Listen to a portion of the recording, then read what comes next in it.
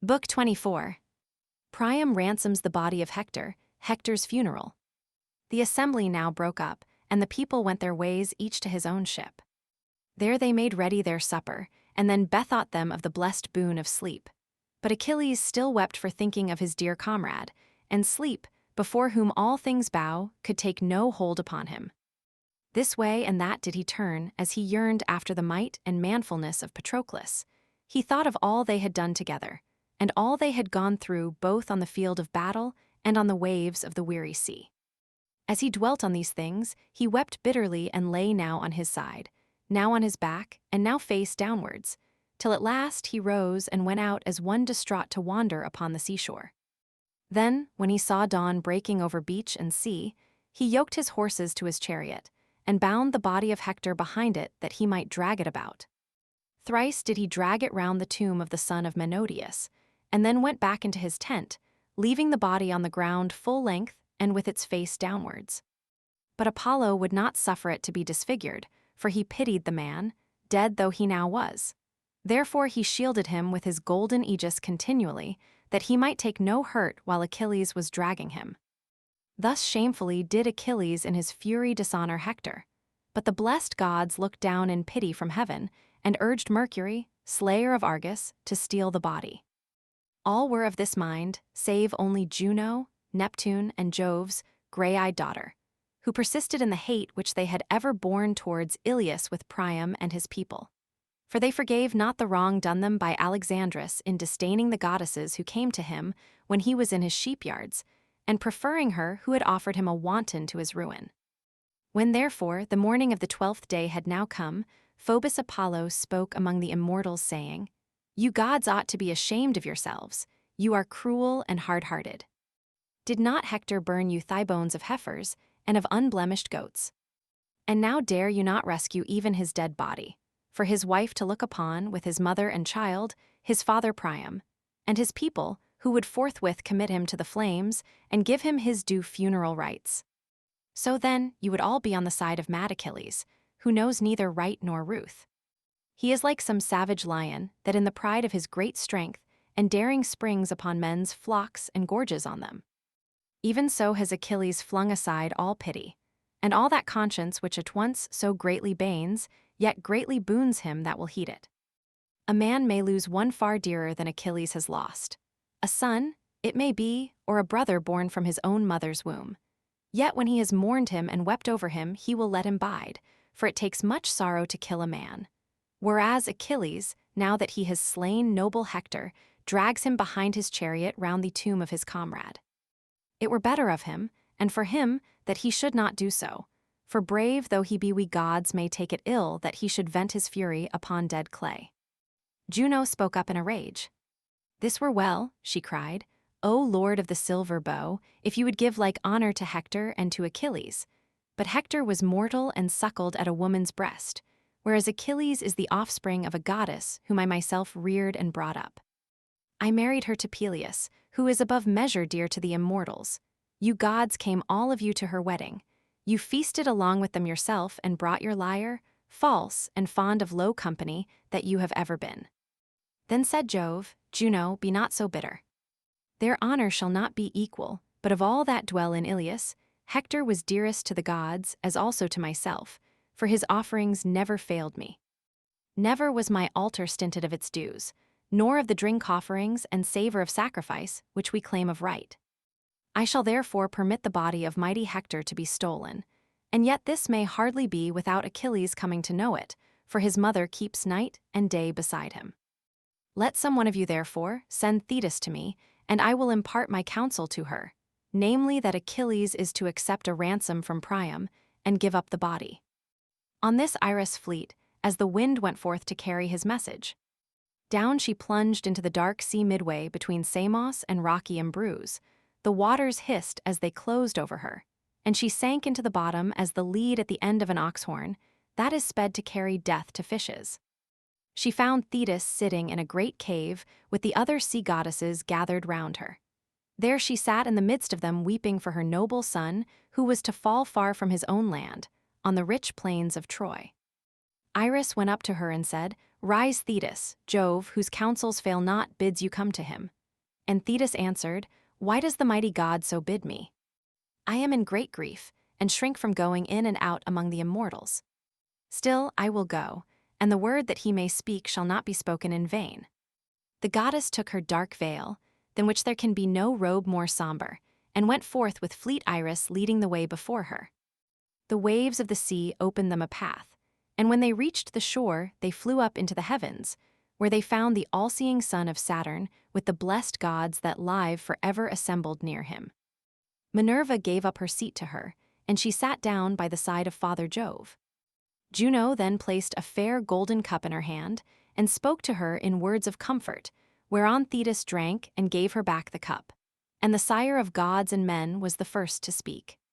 "So, goddess," said he, "for all your sorrow and the grief that I well know reigns ever in your heart, you have come hither to Olympus, and I will tell you why I have sent for you. This 9 days past the immortals have been quarreling about Achilles, waster of cities, and the body of Hector. The gods would have Mercury, slayer of Argus, steal the body. But in furtherance of our peace and amity henceforward, I will concede such honor to your son as I will now tell you. Go then to the host and lay these commands upon him. Say that the gods are angry with him, and that I am myself more angry than them all, in that he keeps Hector at the ships and will not give him up. He may thus fear me and let the body go.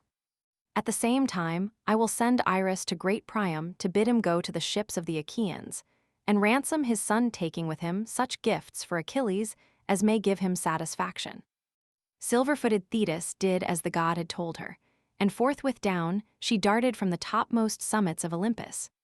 She went to her son's tents, where she found him grieving bitterly, while his trusty comrades round him were busy preparing their morning meal, for which they had killed a great woolly sheep. His mother sat down beside him and caressed him with her hand, saying, "My son, how long will you keep on thus grieving and making moan? You are gnawing at your own heart, and think neither of food nor of woman's embraces.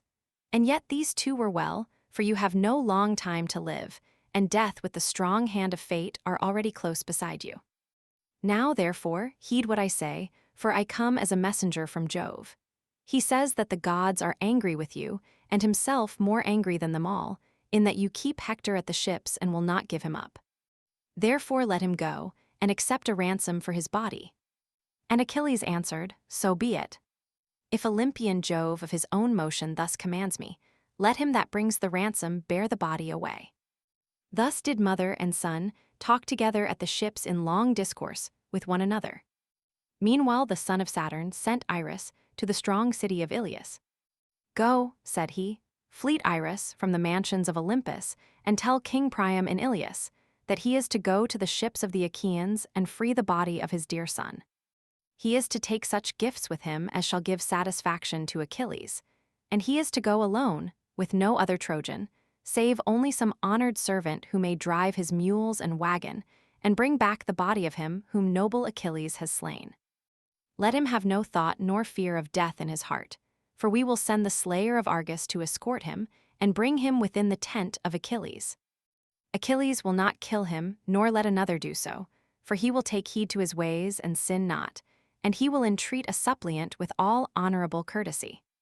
On this Iris, fleet as the wind, sped forth to deliver her message. She went to Priam's house, and found weeping and lamentation therein. His sons were seated round their father in the outer courtyard, and their raiment was wet with tears. The old man sat in the midst of them with his mantle wrapped close about his body, and his head and neck all covered with the filth which he had clutched as he lay groveling in the mire. His daughters and his sons' wives went wailing about the house, as they thought of the many and brave men who lay dead, slain by the Argives. The messenger of Jove stood by Priam and spoke softly to him, but fear fell upon him as she did so. "Take heart," she said, "Priam, offspring of Dardanus, take heart and fear not. Bring no evil tidings, but am minded well towards you. I come as a messenger from Jove, who, though he be not near, takes thought for you and pities you.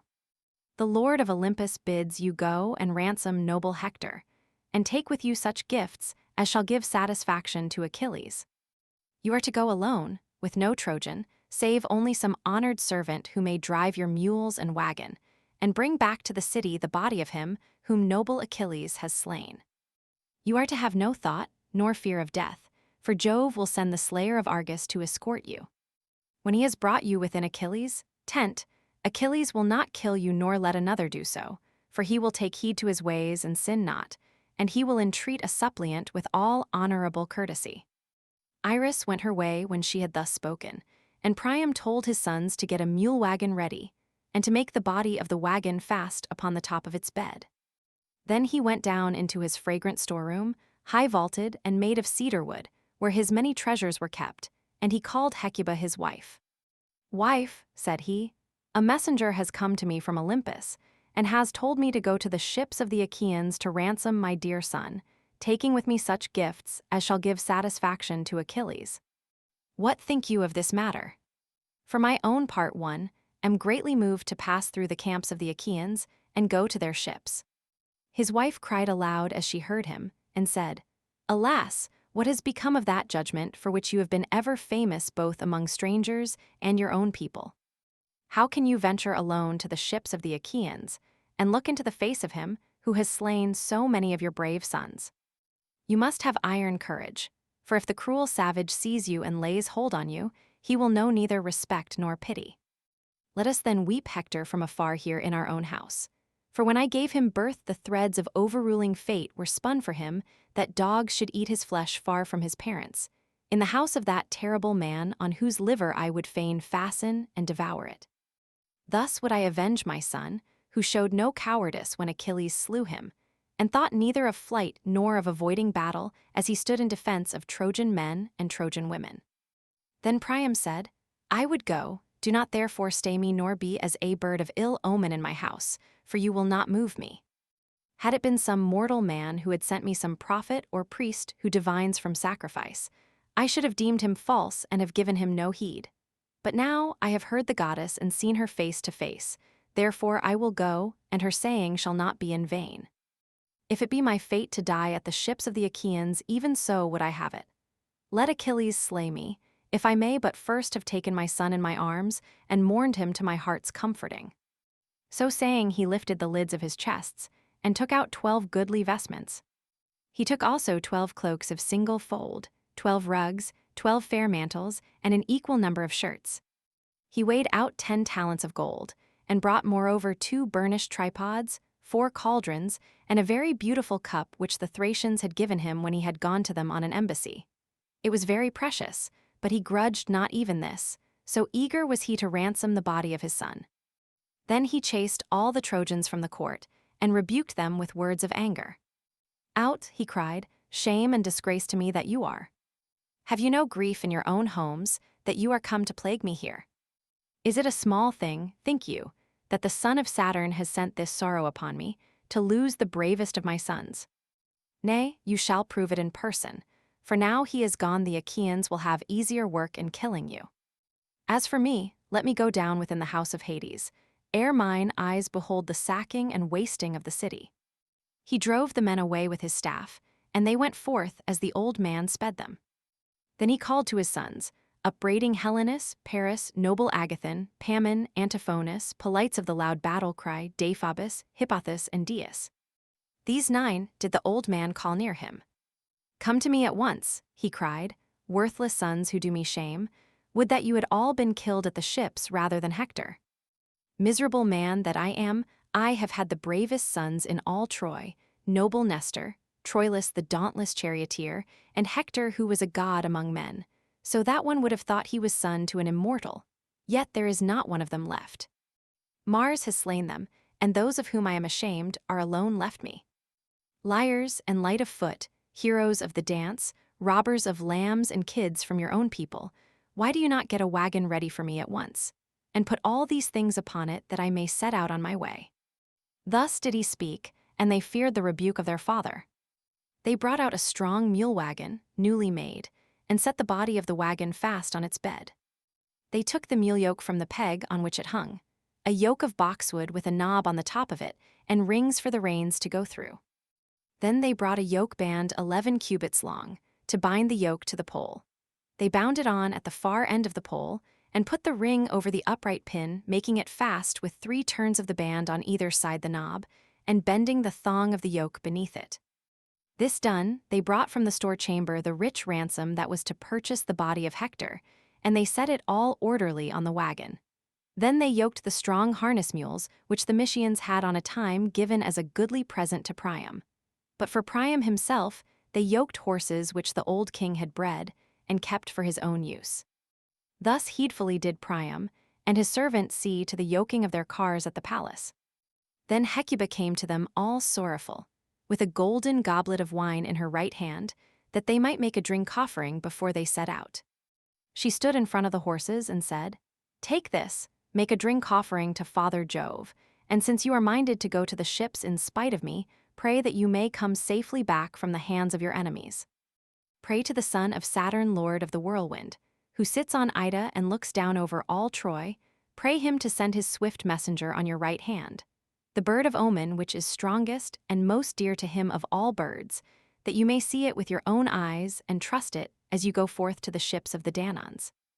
If all-seeing Jove will not send you this messenger, however set upon it you may be, I would not have you go to the ships of the Argives." And Priam answered, "Wife, I will do as you desire me. It is well to lift hands in prayer to Jove, if so be he may have mercy upon me." With this the old man bade the serving woman pour pure water over his hands, and the woman came, bearing the water in a bowl. He washed his hands and took the cup from his wife. Then he made the drink offering and prayed, standing in the middle of the courtyard and turning his eyes to heaven. "Father Jove," he said, "that rulest from Ida, most glorious and most great, grant that I may be received kindly and compassionately in the tents of Achilles, and send your swift messenger upon my right hand, the bird of omen which is strongest and most dear to you of all birds, that I may see it with my own eyes and trust it as I go forth to the ships of the Danaans." So did he pray, and Jove the Lord of Counsel heard his prayer. Forthwith he sent an eagle, the most unerring portent of all birds that fly, the dusky hunter that men also call the black eagle. His wings were spread abroad on either side, as wide as the well-made and well-bolted door of a rich man's chamber. He came to them flying over the city upon their right hands, and when they saw him, they were glad and their hearts took comfort within them.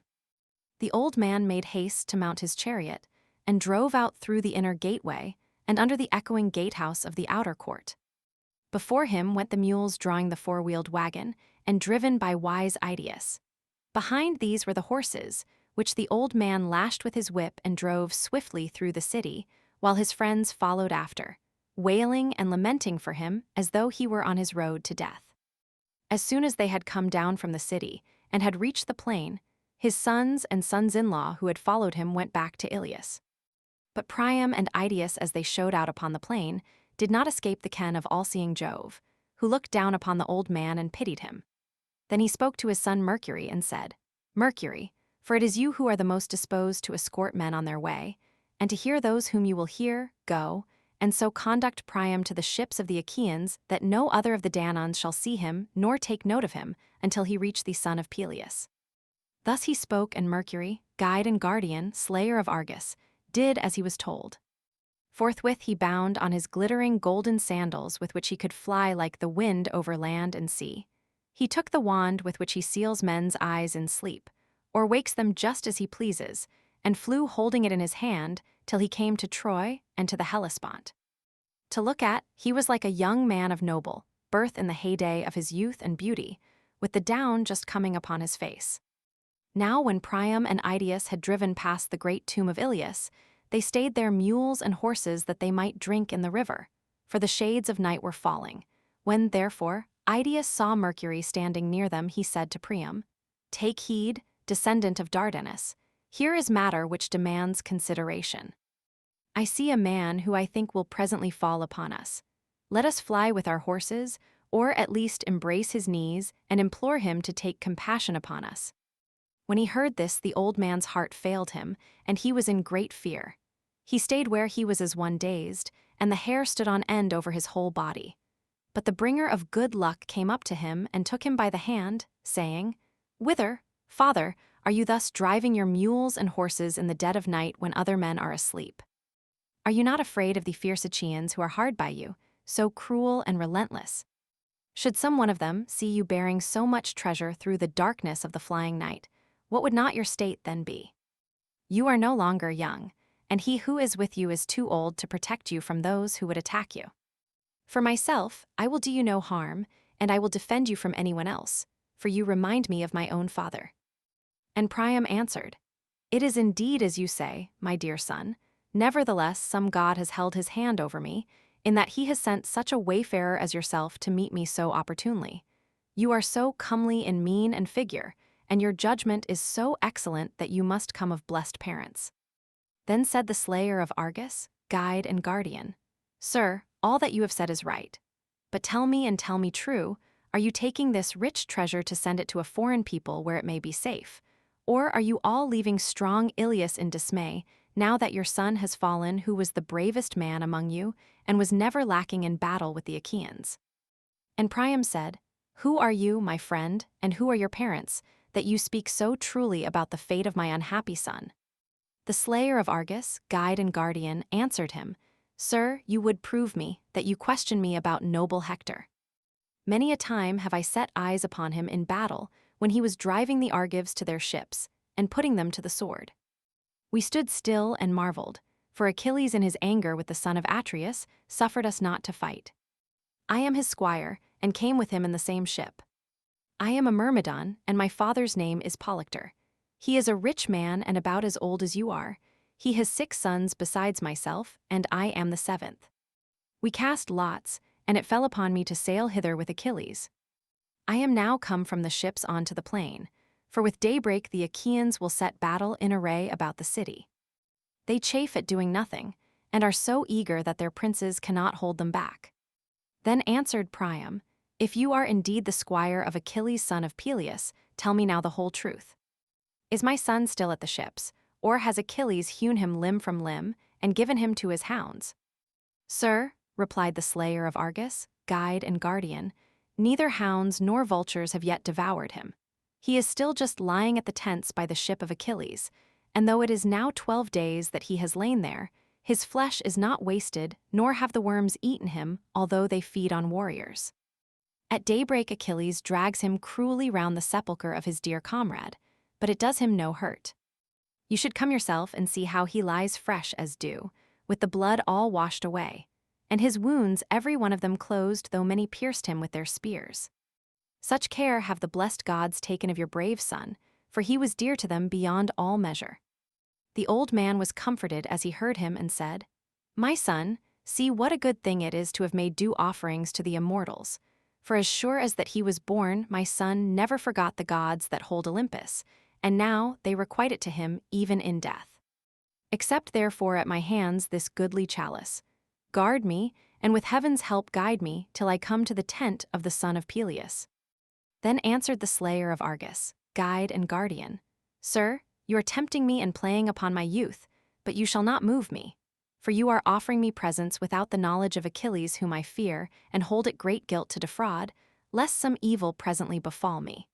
But as your guide I would go with you even to Argus itself, and would guard you so carefully whether by sea or land, that no one should attack you through making light of him who was with you.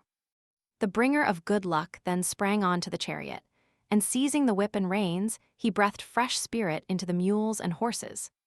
When they reached the trench and the wall that was before the ships, those who were on guard had just been getting their suppers, and the slayer of Argus threw them all into a deep sleep. Then he drew back the bolts to open the gates, and took Priam inside with the treasure he had upon his wagon.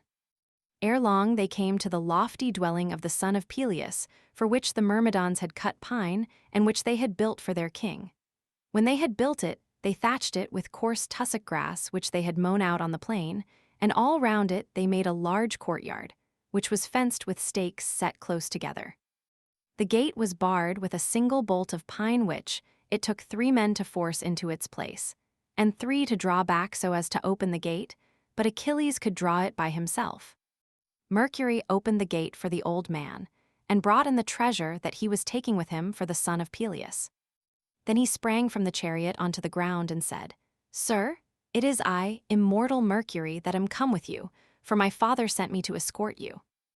I will now leave you, and will not enter into the presence of Achilles, for it might anger him that a god should befriend mortal men thus openly. Go you within, and embrace the knees of the son of Peleus. Beseech him by his father, his lovely mother, and his son, thus you may move him." With these words Mercury went back to high Olympus. Priam sprang from his chariot to the ground, leaving Idaeus where he was, in charge of the mules and horses.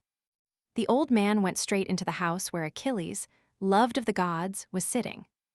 There he found him with his men seated at a distance from him. Only two, the hero Automedon and Alcimus of the race of Mars, were busy in attendance about his person, for he had but just done eating and drinking, and the table was still there. King Priam entered without their seeing him, and going right up to Achilles, he clasped his knees and kissed the dread murderous hands that had slain so many of his sons. As when some cruel spite has befallen a man that he should have killed some one in his own country, and must fly to a great man's protection in a land of strangers, and all marvel who see him, even so did Achilles marvel as he beheld Priam. The others looked one to another and marveled also, but Priam besought Achilles, saying, "Think of your father, O Achilles, like unto the gods, who is such even as I am, on the sad threshold of old age. It may be that those who dwell near him harass him, and there is none to keep war and ruin from him. Yet when he hears of you being still alive, he is glad, and his days are full of hope that he shall see his dear son come home to him from Troy. But I, wretched man that I am, had the bravest in all Troy for my sons, and there is not one of them left. I had 50 sons when the Achaeans came here. 19 of them were from a single womb, and the others were born to me by the women of my household. The greater part of them has fierce Mars laid low, and Hector, him who was alone left, him who was the guardian of the city and ourselves, him have you lately slain. Therefore I am now come to the ships of the Achaeans to ransom his body from you with a great ransom. Fear, O Achilles, the wrath of heaven. Think on your own father and have compassion upon me, who am the more pitiable, for I have steeled myself as no man yet has ever steeled himself before me, and have raised to my lips the hand of him who slew my son." Thus spoke Priam, and the heart of Achilles yearned as he bethought him of his father. He took the old man's hand and moved him gently away. The two wept bitterly, Priam, as he lay at Achilles' feet, weeping for Hector, and Achilles now for his father and now for Patroclus, till the house was filled with their lamentation. But when Achilles was now sated with grief and had unburthened the bitterness of his sorrow, he left his seat and raised the old man by the hand, in pity for his white hair and beard. Then he said, "Unhappy man, you have indeed been greatly daring. How could you venture to come alone to the ships of the Achaeans, and enter the presence of him who has slain so many of your brave sons? You must have iron courage. Sit now upon this seat, and for all our grief we will hide our sorrows in our hearts, for weeping will not avail us. The immortals know no care, yet the lot they spin for man is full of sorrow.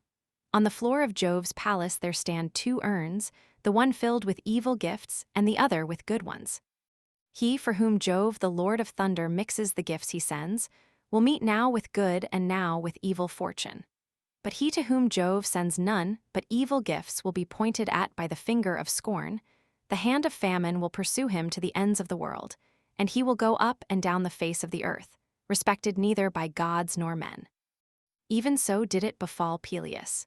The gods endowed him with all good things from his birth upwards, for he reigned over the Myrmidons, excelling all men in prosperity and wealth, and mortal though he was, they gave him a goddess for his bride. But even on him, too, did heaven send misfortune, for there is no race of royal children born to him in his house, save one son who is doomed to die all untimely.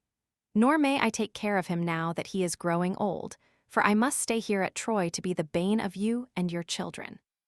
And you too, O Priam, I have heard that you were aforetime happy. They say that in wealth and plenitude of offspring you surpassed all that is in Lesbos, the realm of Macar to the northward, Phrygia that is more inland, and those that dwell upon the great Hellespont. But from the day when the dwellers in heaven sent this evil upon you, war and slaughter have been about your city continually. Bear up against it, and let there be some intervals in your sorrow. Mourn as you may for your brave son, you will take nothing by it. You cannot raise him from the dead, ere you do so yet another sorrow shall befall you." And Priam answered, "O king, bid me not be seated, while Hector is still lying uncared for in your tents, but accept the great ransom which I have brought you, and give him to me at once that I may look upon him. May you prosper with the ransom, and reach your own land in safety, seeing that you have suffered me to live, and to look upon the light of the sun." Achilles looked at him sternly and said, "Vex me, sir, no longer. I am of myself minded to give up the body of Hector. My mother, daughter of the old man of the sea, came to me from Jove to bid me deliver it to you. Moreover, I know well, O Priam, and you cannot hide it, that some god has brought you to the ships of the Achaeans, for else no man however strong and in his prime would dare to come to our host.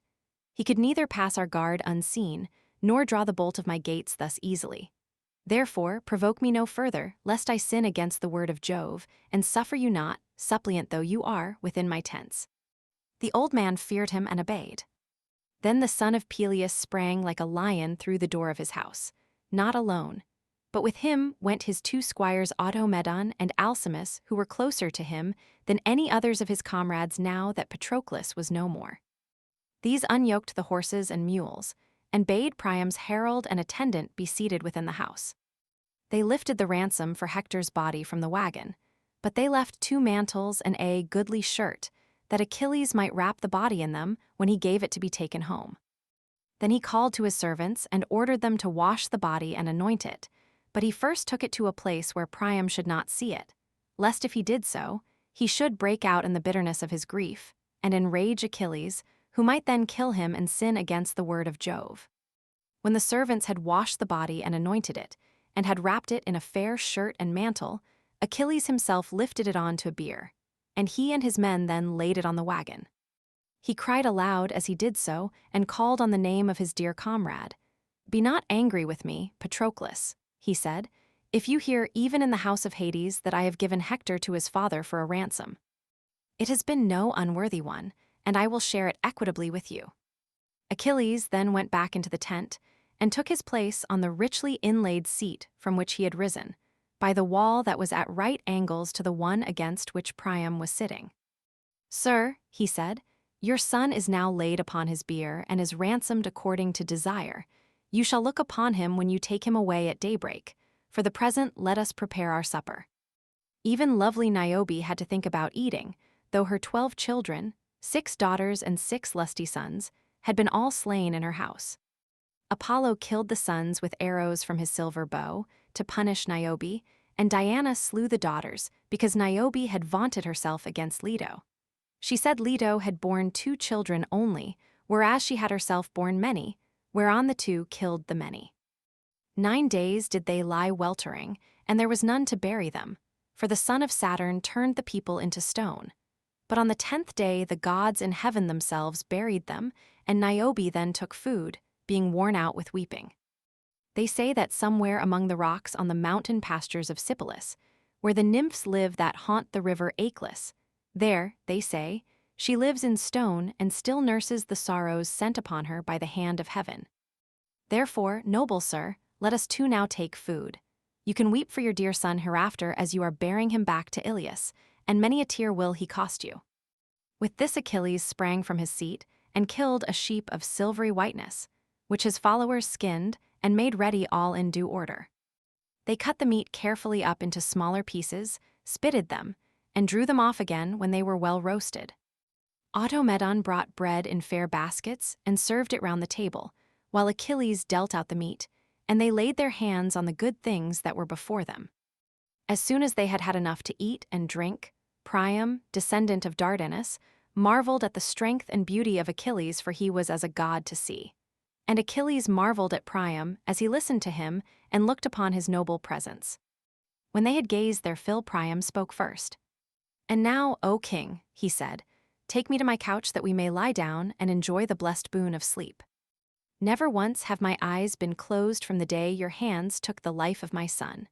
I have groveled without ceasing in the mire of my stableyard, making moan and brooding over my countless sorrows.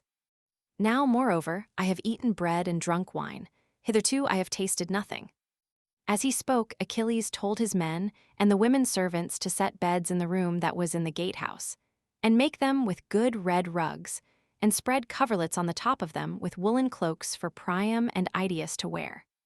So the maids went out carrying a torch, and got the 2 beds ready in all haste. Then Achilles said laughingly to Priam, "Dear sir, you shall lie outside, lest some counselor of those who in due course keep coming to advise with me should see you here in the darkness of the flying night, and tell it to Agamemnon. This might cause delay in the delivery of the body. And now tell me and tell me true, for how many days would you celebrate the funeral rites of noble Hector? Tell me, that I may hold aloof from war and restrain the host." And Priam answered, "Since then you suffer me to bury my noble son with all due rites, do thus, Achilles, and I shall be grateful. You know how we are pent up within our city. It is far for us to fetch wood from the mountain, and the people live in fear. 9 days, therefore, will we mourn Hector in my house. On the 10th day we will bury him, and there shall be a public feast in his honor. On the 11th we will build a mound over his ashes, and on the 12th, if there be need, we will fight." And Achilles answered, "All King Priam shall be as you have said. I will stay our fighting for as long a time as you have named." As he spoke, he laid his hand on the old man's right wrist, in token that he should have no fear. Thus then did Priam and his attendants sleep there in the forecourt, full of thought, while Achilles lay in an inner room of the house, with fair Chryseis by his side. And now both gods and mortals were fast asleep through the livelong night. But upon Mercury alone, the bringer of good luck, sleep could take no hold, for he was thinking all the time how to get King Priam away from the ships, without his being seen by the strong force of sentinels. He hovered therefore over Priam's head and said, "Sir, now that Achilles has spared your life, you seem to have no fear about sleeping in the thick of your foes. You have paid a great ransom, and have received the body of your son. Were you still alive and a prisoner, the sons whom you have left at home would have to give 3 times as much to free you. And so it would be if Agamemnon and the other Achaeans were to know of your being here." When he heard this, the old man was afraid, and roused his servant. Mercury then yoked their horses and mules, and drove them quickly through the host, so that no man perceived them. When they came to the ford of eddying Xanthus, begotten of immortal Jove, Mercury went back to high Olympus, and dawn in robe of saffron began to break over all the land. Priam and Idaeus then drove on toward the city lamenting and making moan, and the mules drew the body of Hector. No one, neither man nor woman, saw them, till Cassandra, fair as golden Venus standing on Pergamus, caught sight of her dear father in his chariot, and his servant that was the city's herald with him. Then she saw him that was lying upon the bier, drawn by the mules, and with a loud cry she went about the city, saying, "Come hither, Trojans, men and women, and look on Hector. If ever you rejoiced to see him coming from battle when he was alive, look now on him that was the glory of our city and all our people." At this there was not man nor woman left in the city, so great a sorrow had possessed them. Hard by the gates they met Priam, as he was bringing in the body. Hector's wife and his mother were the first to mourn him. They flew towards the wagon and laid their hands upon his head, while the crowd stood weeping round them. They would have stayed before the gates, weeping and lamenting the livelong day to the going down of the sun, had not Priam spoken to them from the chariot and said, "Make way for the mules to pass you. Afterwards, when I have taken the body home, you shall have your fill of weeping." On this the people stood asunder, and made a way for the wagon. When they had borne the body within the house, they laid it upon a bed and seated minstrels round it to lead the dirge, whereon the women joined in the sad music of their lament. Foremost among them, all Andromache led their wailing, as she clasped the head of mighty Hector in her embrace.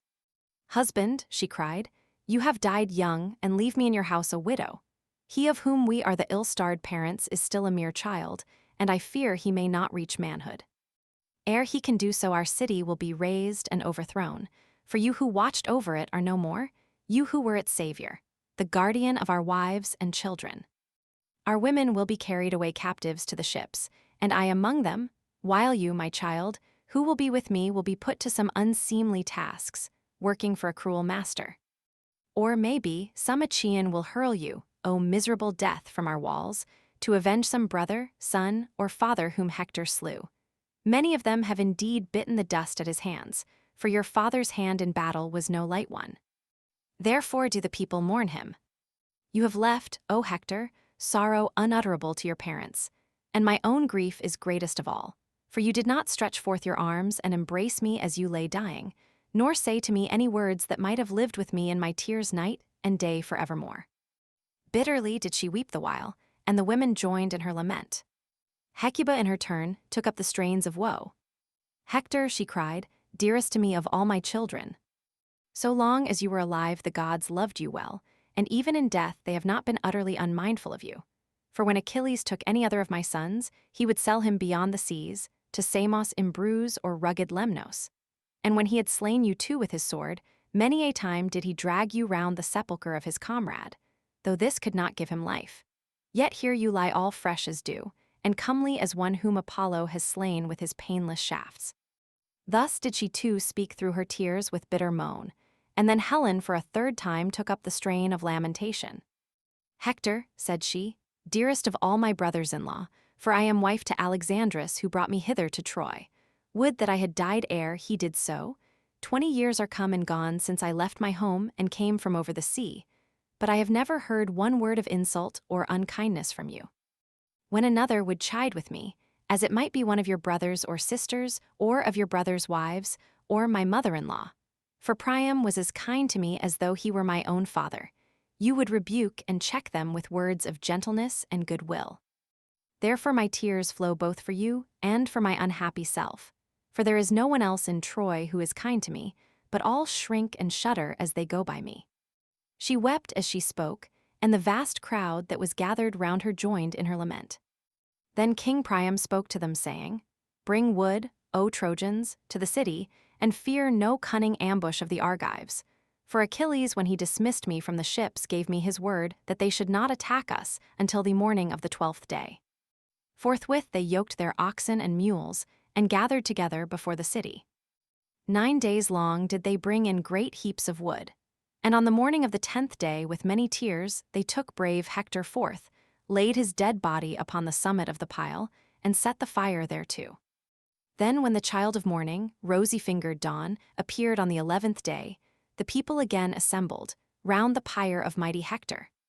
When they were got together, they first quenched the fire with wine wherever it was burning, and then his brothers and comrades with many a bitter tear gathered his white bones, wrapped them in soft robes of purple, and laid them in a golden urn, which they placed in a grave and covered over with large stones set close together. Then they built a barrow, hurriedly over it keeping guard on every side, lest the Achaeans should attack them before they had finished. When they had heaped up the barrow, they went back again into the city, and being well assembled, they held high feast in the house of Priam their king. Thus, then, did they celebrate the funeral of Hector, tamer of horses.